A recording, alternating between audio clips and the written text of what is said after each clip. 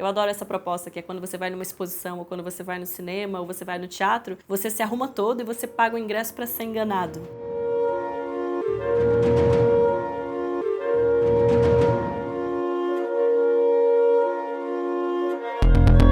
Monstros Incompreendidos é uma sala expositiva dentro de uma exposição maior do Tim Burton. No caso, o nome da exposição é A Beleza Sombria dos Monstros, que vai acontecer no Centro Cultural Banco do Brasil, de Brasília. Trata do universo do Tim Burton, especificamente de umas ilustrações de um livro que ele fez. E aí, no caso, o Rodrigo Gontijo e o Mal Jabbour são os artistas responsáveis por fazer 5 instalações. Num curto período de tempo, a gente conseguiu dar conta de muita coisa.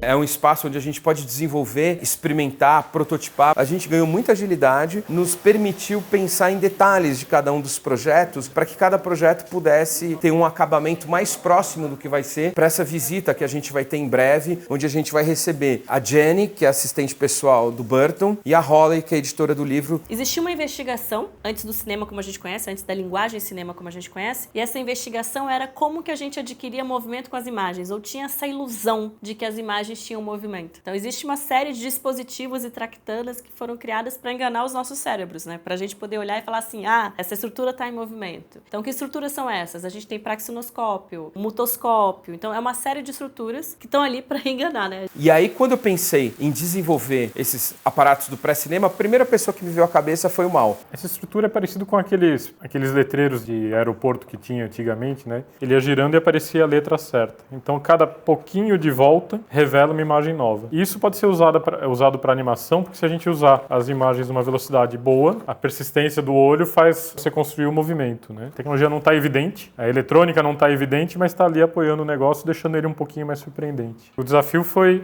pensar como dividir isso. Então eu deleguei um pouco de cada coisa para quem eu conhecia que tinha um melhor relacionamento com isso e prometi apoiar as pessoas na parte de automação. O Pedro, por exemplo, ele é muito dedicado, ele gosta de fotografia, então ele ficou com aquela parte que tem mais a ver com projeção, com fotografia. Eu acho que o maior desafio foi tentar entender como as lentes funcionavam e tentar achar as lentes certas para que o projeto pudesse sair, no caso da lanterna mágica, dar um corpo, uma cara, trazer a identidade tanto do material do Tim Burton quanto o material do pré-cinema, que é o praxinoscópio. Eu achei que os 3 encontros deram para fazer o projeto. Inclusive tem um momento muito interessante, que é o momento onde está todo mundo, em vez de uma reunião, a gente tem agora um momento onde a gente está reunidos, trabalhando em cima do projeto, onde a gente tem a condição de matar uma dúvida, qual que é a medida disso aqui? Eu não preciso ligar, passar um e-mail, ficar esperando. Não, a pessoa já vem aqui, a medida é X, Y, vamos nessa. O que a gente fez foi preparar a casa, já que a gente chegou com esses protótipos muito próximos do que vai ser a versão final das instalações. Então, por que não preparar a casa como uma pequena exposição, uma pré-exposição? A gente criou aqui no Lilozone todo o clima, né, mais próximo possível para testar os protótipos de alta fidelidade pela jornada do público. Como é que o público entra, como que ele vê o teatro de sombras, ele vê o mecanismo. Aqui a gente brinca assim,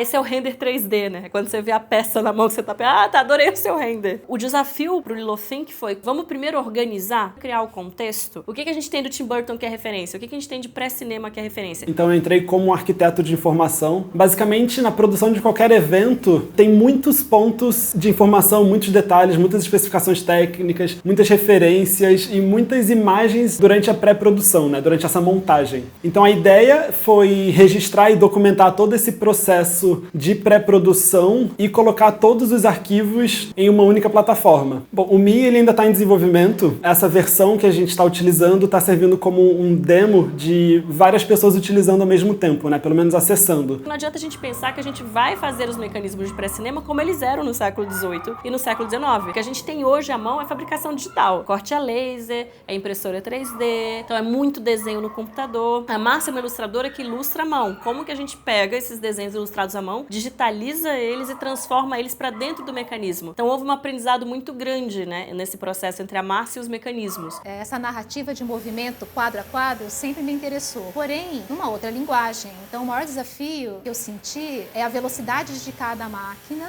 e adequar a técnica do traço a cada velocidade, porque há traços que funcionam muito bem numa velocidade e outras nada bem. Como que funcionou a estrutura para fazer o protótipo do Flip? A gente pegou as ilustrações da Márcia, a gente escaneou, a gente tratou, imprimiu cada uma, cortou na laser para caber exatamente na dimensão que o Flip tinha sido projetado. E aí testamos uma vez, testamos 2 vezes, até que no fim a gente conseguiu fazer 6 volumes. A gente teve uma pessoa remota, que foi o Aguinaldo. Foi montado um esquema de comunicação, de troca de ideias que poderia estar em qualquer lugar do mundo, que não teria interferido. É lógico que precisa desse momento, que é o que está acontecendo aqui agora, que é a peça ser vista em loco. O Mal, quando me chamou, falou, vamos fazer um autômato para uma exposição do Tim Burton, mas eu não sabia qual personagem, né? Até que chegou o dia, vai ser Eduardo Mão de Tesoura. Eu fiquei feliz, mas ao mesmo tempo um pouco preocupado, porque ele tem características bastante peculiares, né? Com a solução que eu criei, consegui dar o movimento para, não só o movimento de caminhar, mas os movimentos dos braços dele e da mão de tesoura, que eu acho que era fundamental para o personagem aparecer, né?